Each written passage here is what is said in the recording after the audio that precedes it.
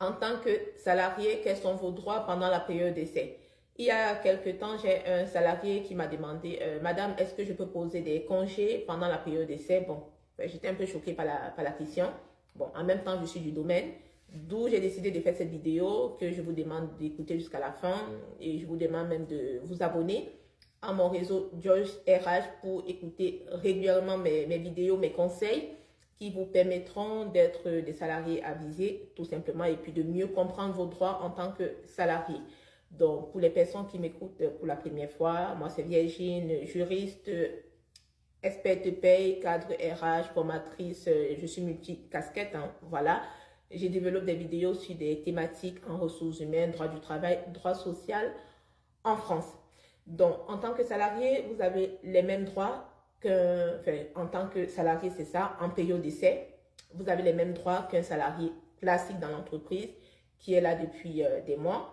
Voilà, donc vous avez les droits à congés payés, vous avez les droits à FTT si vous êtes un cadre ou si vos contrats de travail prévoient des jours de repos. Vous êtes soumis aux mêmes horaires qu'un salarié classique de l'entreprise. Vous bénéficiez de la même protection sociale, hein, qu'un salarié classique de l'entreprise, dont mutuelle, prévoyance, etc.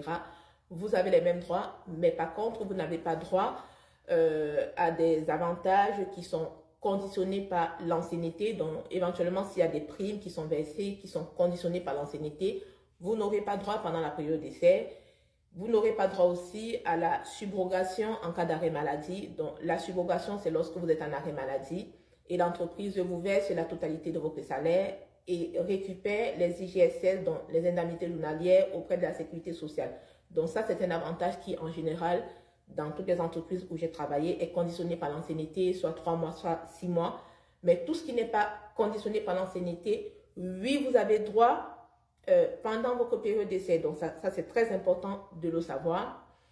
Maintenant, la période d'essai, c'est une phase de test où vous, salariés, vous appréciez la collaboration future avec votre employeur, parce que beaucoup de salariés en période d'essai se considèrent comme, moi je l'ai vu, hein, parce que j'ai travaillé dans pas mal d'entreprises où j'ai même souvent mis fin à ma période d'essai, où j'ai démissionné, parce que je ne me projetais pas avec l'entreprise, parce que c'est important de se projeter avec l'entreprise, parce que s'il y a des signaux alarmants, il vaut mieux mettre fin à la période d'essai que de vous projeter et après au final, voilà, vous retrouvez dans une situation peut-être délicate. Voilà, donc c'est à ça que c'est la période d'essai, donc de pouvoir s'apprécier mutuellement.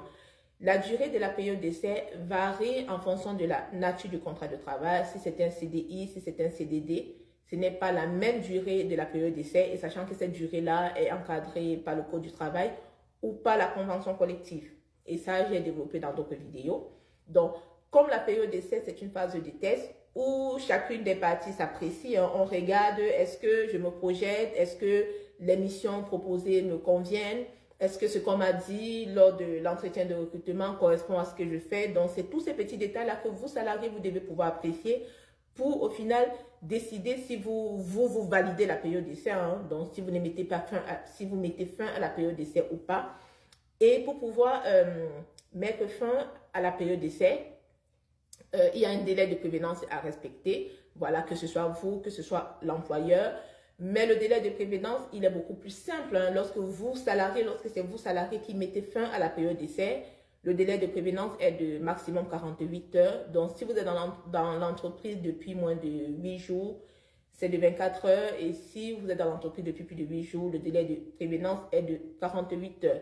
Donc, le délai de prévenance est plus court lorsque c'est le salarié qui met fin à la période d'essai, parce qu'on estime que si le salarié met fin à la période d'essai, c'est peut-être parce qu'il a trouvé autre chose derrière. Donc, du coup, le but, c'est de pouvoir le libérer assez rapidement.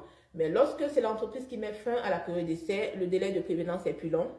Il peut aller jusqu'à 1 mois, parce que le but aussi de cette longueur-là, c'est de permettre aux salariés, peut-être qu'il ne s'attendait pas, de pouvoir organiser sa recherche et trouver un nouvel emploi. La période d'essai peut être renouvelée une seule fois, uniquement si c'est mentionné dans le contrat de travail. Si ce n'est pas mentionné dans le contrat de travail, ce n'est pas possible de renouveler la période d'essai. Mais si c'est mentionné, ça peut être renouvelé une seule fois. Donc, À vous, salariés, lorsque vous intégrez une entreprise, c'est bien important de juger, d'apprécier tous les petits détails hein, voilà, qui vous permettront de voir si au final, vous vous projetez avec l'entreprise parce qu'il n'y a pas que l'entreprise qui peut mettre fin à la période d'essai. Vous aussi, vous pouvez le faire. Moi, par exemple, je l'ai fait sur mon poste actuel pour les personnes qui me suivent. J'ai mis fin à ma période d'essai où j'ai respecté mon délai de prévenance de 48 heures et je me suis dit, heureusement que le délai de prévenance est de 48 heures parce que j'aurais pas pu tenir jusqu'à 1 mois dans l'entreprise hein, parce qu'il y a des choses qui ne me convenaient plus où là, tout de suite, je voulais m'arrêter. Donc, c'est plus simple lorsque c'est vous, salariés, qui mettez fin à la période d'essai. Et pour les salariés qui sont en CDD, c'est encore plus délicat parce que lorsqu'on est en CDI, on peut démissionner par la suite. Mais lorsque vous êtes en CDD, passer la période d'essai, c'est compliqué de pouvoir mettre fin à son contrat de travail, sauf s'il y en a qui s'en foutent. Hein. Moi, j'ai vu des personnes en CDD qui font des abandons de poste et tout. Mais franchement, je ne vous conseille pas parce que je me dis, mais au final, des fois, j'ai vu des personnes faire des abandons de poste après la période d'essai. J'ai dit, mais au final, tu avais la période d'essai pour te décider. Si les choses ne te conviennent pas, tout simplement, comme un grand ou comme une grande, tu mets fin à ta période d'essai.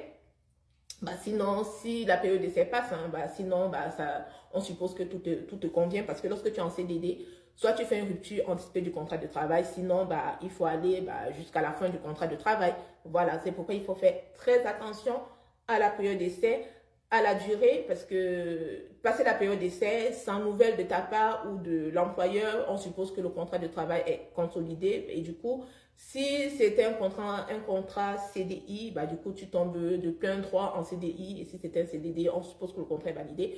Et tu tombes de plein droit en CDD. Donc, voilà ce qu'il faut savoir en ce qui concerne la période d'essai. Donc, si mes conseils vous sont utiles, hein, abonnez-vous. Donnez de la force à Joyce RH. Partagez les vidéos. Likez-les. Abonnez-vous, laissez-moi vos questions en commentaire. Je vous promets, je vais répondre à toutes vos questions. Voilà. Et je vous dis à très bientôt sur Joyce RH. Ciao.